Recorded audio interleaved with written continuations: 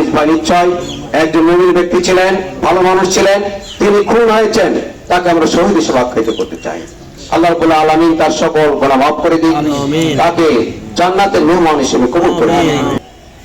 রাজনৈতিক নেতৃবৃন্দ, বাংলাদেশ জামাত ইসলামী ও জাতীয় দল, সামাজিক ব্যক্তিত্ব, প্রশাসনে যারা আছেন, চেম্বার অফ কমার্সে যারা আছেন, ব্যবসায়ী যারা আছেন, সবাই প্রতি আমার সালাম। আসসালামু আলাইকুম ওয়া রাহমাতুল্লাহ। আমরা আজকে অত্যন্ত গভীরভাবে মর্মাহত এবং দুঃখিত। দিনের বেলায় নৃশংসভাবে তাকে যেভাবে খুন করা হয়েছে, নোয়াপাড়া সহ যশোরের সর্বস্তরের ব্যবসায়ীরা কিন্তু আজকে অত্যন্ত মর্মাহত। আমি নিজেই সকালে ঢাকায় যাওয়ার কথা ছিল, তখনই শুনেই আমি স্টপ করেছি এবং সাথে সাথে আমি এসপি সাহেবকে আমি কথা বলেছি যে নোয়াপাড়ায় আর কত রক্ত ঝরবে। নোয়াপাড়ার ব্যবসায়ীরা ভীত সন্ত্রস্ত। আগেও এপ্রিল মাসের 4 তারিখে একজন ব্যবসায়ীকে দিবালোকে চাঁদা না দেওয়ার অপরাধ, এটা একটা তাদের কাছে অপরাধ, তাকে পিটানো হচ্ছে। বিভিন্ন ব্যবসায়ী প্রতিষ্ঠানে বারবার বোমাবাজি করা হচ্ছে, হামলা করা হচ্ছে। নোয়াপাড়া বাংলাদেশের শুধু নয়, সারা পৃথিবীর পরিচিত একটি জায়গা, বাংলাদেশের একটি গুরুত্বপূর্ণ ব্যবসায়ী কেন্দ্র, নদীবন্দর। আজকে এভাবে যদি সন্ত্রাসীদের দ্বারা ব্যবসায়ীরা নির্মমভাবে খুন হয়, চাঁদাবাজির শিকার হয়, বোমাবাজির শিকার হয়, এই ব্যবসায়ী কেন্দ্র কিন্তু এখানে থাকবে না এবং এখানকার হাজার হাজার মানুষ ক্ষতিগ্রস্ত হবে। কাজেই আমি চাই আজকের এই প্রেক্ষাপটে প্রশাসনকে আমরা বলেছি, এখানে সরকারি দল, বিরোধী দল সবাই আছে, আমরা সন্ত্রাসীদের ব্যাপারে সবাই ঐক্যবদ্ধ হব।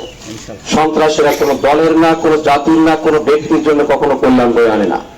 তারা সবসময় নিজেদের স্বার্থ দেখে এবং সেই স্বার্থ উদ্ধারের জন্য তারা নৃশংসভাবে মানুষও খুন করে। তার বাস্তব দৃষ্টান্ত ছোটখাটো একটি ঘটনা নিয়ে আনিস ভাইকে নির্মমভাবে তারা খুন করেছে, আমরা সুস্পষ্টভাবে দেখেছি। এই জন্য আমরা সবাই মিলে আমরা ঐক্যবদ্ধ হব, নোয়াপাড়া যাতে কোনো সন্ত্রাসীদের আস্তানা না থাকে, এখানকার কোনো মানুষকে তারা খুন করতে না পারে, ব্যবসায়ী প্রতিষ্ঠানে হামলা করতে না পারে, চাঁদা চাইতে না পারে। এর জন্য আমরা যদি সবাই ঐক্যবদ্ধ হতে পারি, অবশ্যই সন্ত্রাসীরা কিন্তু এখান থেকে পালাবে। শুধু প্রশাসনের পরে নির্বাচনে থাকলে হবে না। প্রশাসনকে আমরা বলছি, আমরা বারবার বলেছি, প্রশাসনের যশোরের যত বাহিনী আছে, ডিজিএফআই আছে, এনএচআই আছে, পুলিশ আছে, র্যাব আছে, আমি সবাইকে বলেছি, কয়েকদিন আগে একবার বলেছি, সবাইকে বলেছি নোয়াপাড়াকে আপনারা নিরাপদ রাখেন। বাংলাদেশের গুরুত্বপূর্ণ জায়গা, এটাকে আপনারা নিরাপদ রাখার চেষ্টা করেন, যাতে ব্যবসায়ীরা স্বস্তির সাথে, শান্তির সাথে এখানে ব্যবসা করতে পারে। আমরা আবারও প্রতিজ্ঞাবদ্ধ হতে চাই যে এখানে আমরা কোনো সন্ত্রাসীদের আশ্রয় দিব না, সন্ত্রাসীরা যাতে এখানে প্রশ্রয় না পায়। আমরা ঐক্যবদ্ধ হলে অবশ্যই সন্ত্রাসীরা এখানে আগামী দিনে কোনো ঘটনা ঘটাতে না পারবে না। আর আমরা চাই আনিস ভাইয়ের খুনিদের গ্রেপ্তার এবং দৃষ্টান্তমূলক শাস্তি আইনের আওতায় এনে অতি দ্রুত তাদের বিচারের ব্যবস্থা করা হোক। আমরা আজকে আরেকটি বিষয় বলতে চাই, আনিস ভাই নিশ্চয় একজন মুমিন ব্যক্তি ছিলেন, ভালো মানুষ ছিলেন। তিনি খুন হয়েছেন, তাকে আমরা শহীদ হিসেবে আখ্যায়িত করতে চাই।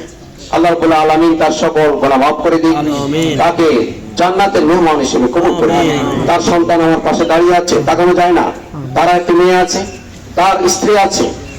মহান রব্বুল আলামিনের কাছে দোয়া করে আল্লাহ রাব্বুল আলামিন তার পরিবারের উপরে রহমত নাজিল করুন এবং তার পিতার অনুপস্থিতিতে আল্লাহ রাব্বুল আলামিন সেই রহমতের চাদর দিয়ে তাদের আগামী দিনের পথ চালাতে তারা সহজ করে দেয়। আমরা যারা এখানে আছি সবাই দোয়া করবো, সবাই সন্তুষ্টি দিবে। আমি আবারও বলতে চাই, আমরা ঐক্যবদ্ধ হব। প্রশাসনকে আবারও বলবো, অতি দ্রুত হত্যাকারীদের গ্রেপ্তার করে তাদের আইনের আওতায় এনে বিচারের ব্যবস্থা করা হোক। আমরা সরকারি বিরোধী দল সবাই ঐক্যবদ্ধ হবে, সন্ত্রাসীদের হাত থেকে নোয়াপাড়াকে আমরা রক্ষা করতে চাই।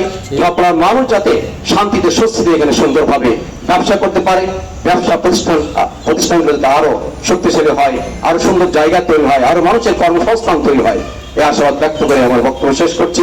আল্লাহ হাফেজ।